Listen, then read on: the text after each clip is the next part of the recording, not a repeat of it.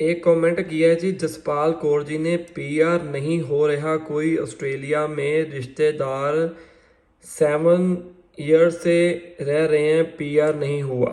आज गराज के रास्ते से चलते हैं बाहर।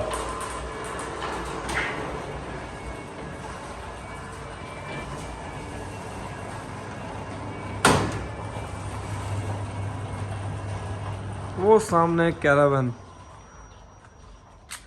मैं इस कैरावन के अंदर भी गया था और बहुत अच्छा कैरावन है ये। राइट साइड के ऊपर जो खिड़की देख रहे हो ये वॉशरूम है। अंदर जाते ही 2 सामने बेडरूम आएंगे। बीच में जो विंडो लगी हुई है ये है, क्या नाम है उसका, किचन। और लेफ्ट हैंड साइड के ऊपर एक बेड लगा हुआ है। Hello boys and girls, welcome to my YouTube channel real experience by Nikhil. Comment आपने पढ़ लिया होगा, हर एक बंदा ऑस्ट्रेलिया में पीआर हासिल करना चाहता है। तो एक कमेंट आया था, आपने पढ़ा होगा।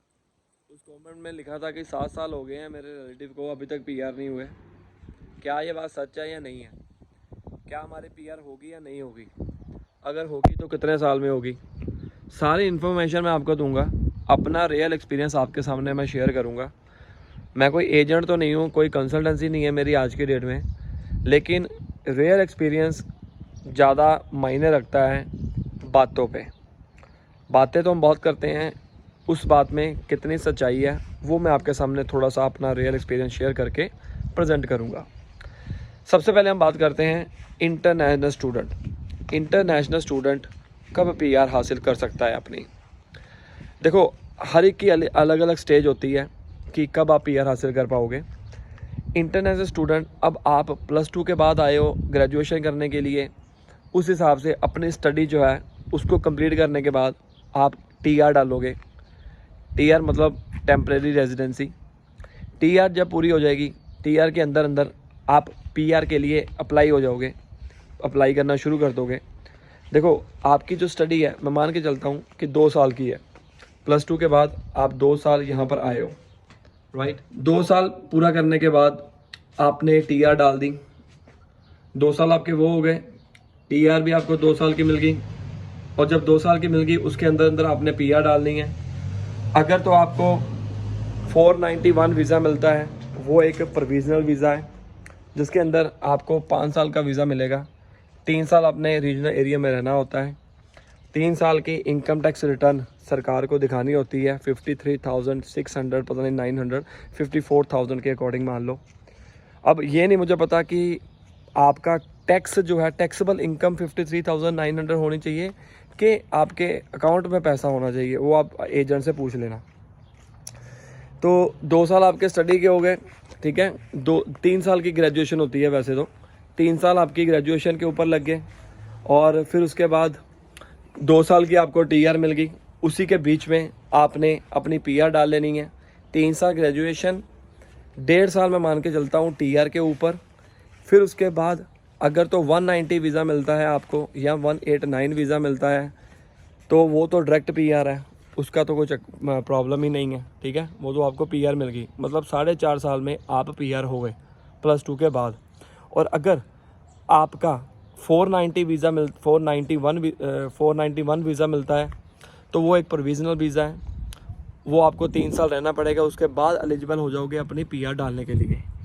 पीआर कब मिलेगी वो डिपेंड करता है, ठीक है। 3 साल स्टडी के हो गए, 1.5 साल टीआर के ऊपर हो गए, 4.5 साल, और 3 साल आप 491 वीज़ा के ऊपर रहोगे, 7.5 साल। फिर उसके बाद अपनी पीआर अप्लाई कर दोगे, ठीक है। पीआर आने में 2 साल लग जाते हैं, 9.5 साल। +2 के बाद अप्रॉक्सीमेटली ज़्यादा से ज़्यादा आपको 9.5 साल से लेकर 10 साल के बीच में आपकी पीआर हो सकती है, अगर सारी चीज़ें ऐसे ही स्मूथ चलती रही। अगर आपको 190 मिलता है वो तो वैसे ही पीआर है, या 189 है। अब आपकी स्टडी के ऊपर डिपेंड करता है कि उस टाइम के ऊपर आपको क्या इन्विटेशन मिलता है। जिन लोगों को पीआर नहीं मिलती है मैं वो भी बताऊंगा आगे। ये तो +2 के बाद हो गया, और उसी तरह ग्रेजुएशन के बाद भी देख लो। कई लोग क्या करते हैं, ग्रेजुएशन करके आते हैं, यहाँ पर आकर मास्टर डिग्री में एडमिशन लेते हैं। कई मास्टर डिग्री की बजाय वो अपना कोर्स चेंज करवा लेते हैं, किसी ट्रेड में चले जाते हैं। तो मैं आपको 2 साल मानता हूँ, ग्रेजुएशन के बाद 2 साल आपकी स्टडी के हो गए, फिर आपको टीआर मिलेगी, फिर वही प्रोसेस हो गया शुरू। उस केस में क्या होता है, 2 साल स्टडी हो गई, 1.5 साल आपकी TR हो गई, उसके अंदर आपने डाल देने हैं 3.5 साल, 491 मिलता है तो 6.5 साल हो गए ग्रेजुएशन के बाद। फिर आप मतलब आपको इसी तरह सीरीज़ चलेगी। और कई बंदे डायरेक्ट PR के ऊपर आते हैं, मतलब इंडिया से ही 491 वीज़ा लगा कर आते हैं। देखो प्रोसेस तो उनका भी वही चलेगा, क्योंकि जो बंदा डायरेक्ट PR लगा रहा है या प्रोविजनल वीज़ा लगा रहा है उसके पास अच्छा खासा एक्सपीरियंस होगा, मिनिमम 2, 3, 4, 5 साल का एक्सपीरियंस होगा ही होगा। मतलब उसने मास्टर डिग्री के बाद 4-5 साल काम किया हुआ है, बल्कि वो लेट है। अब आपके मन के अंदर क्वेश्चन आएगा कि हम PR डायरेक्ट लगाएं कि यहाँ पर आके पहले स्टडी करें फिर PR लगाएं। देखो वो आपकी एज के ऊपर डिपेंड करता है। कई बंदे +2 के बाद यहाँ पर आए थे, मैं कहता हूँ सबसे बड़ा डिसीज़न है उनका। +2 के बाद अगर आप यहाँ पर आते हो तो आपकी जल्दी PR के चांसेस हो जाते हैं एज़ कम्पेयर टू अगर आप डायरेक्ट PR लगाते हो वहाँ पे। क्योंकि अगर आप इंडिया से 491 वीज़ा या 190 लगाते हो, आपको एक्सपीरियंस शो करना पड़ता है और 3 साल के एक्सपीरियंस को आपको 5 नंबर मिलते हैं, ठीक है। और अगर आप यहाँ पर 1 साल काम करोगे तो आपको 5 नंबर मिल जाएंगे, मतलब आपके 2 साल बच गए।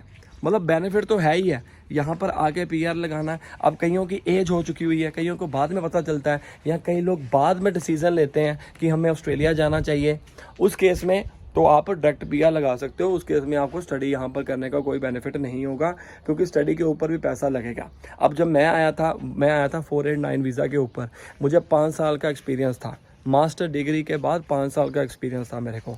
तो मैंने वो 5 साल का एक्सपीरियंस कई बार पार्ट टाइम के ऊपर था, कई मेरा फुल टाइम के ऊपर था। उन्होंने क्या किया, मेरे अथॉरिटी जो थी, असेसमेंट बॉडी होती है, मैं आपको बता देता हूँ कि जब आप ऑस्ट्रेलियन PR अप्लाई करते हैं, असेसमेंट बॉडी, ठीक है, पहला स्टेप यही होता है कि आपने असेसमेंट करवानी है अपनी डिग्री की, कि आपकी जो ग्रेजुएशन या मास्टर डिग्री है। वैसे तो देखो मास्टर डिग्री और ग्रेजुएशन के सेम नंबर मिलते हैं। अगर आप ये सोचने लग जाओ ना कि मैंने मास्टर डिग्री के बाद आना है, तो भी आप अप्लाई कर सकते हो, अगर आपके पास एक्सपीरियंस होगा तो। ग्रेजुएशन के बाद कई बंदे नहीं पढ़ना चाहते मास्टर डिग्री में, तो आपके पास अगर एक्सपीरियंस होगा तो आप आ सकते हो, यहाँ पर डायरेक्ट PR लगा सकते हो।